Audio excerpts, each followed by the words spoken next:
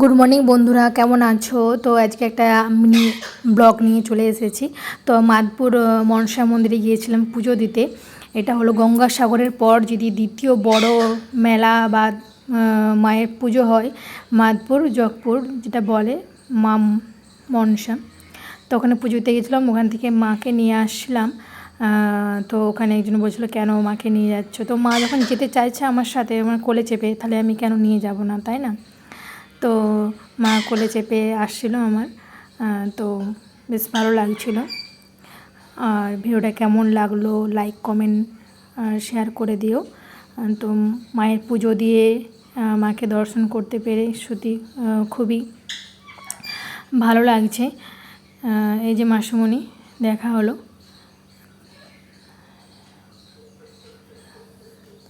আর মাকে নিয়ে ওই যে নিয়ে যাচ্ছিলাম সাথে করে, বেশ সুন্দর লাগছিল। মাকে সবাই দেখছিল যে মায়ের মূর্তিটাকে নিয়ে আসছি। ভিডিওটা কেমন লাগলো একটু জানিও।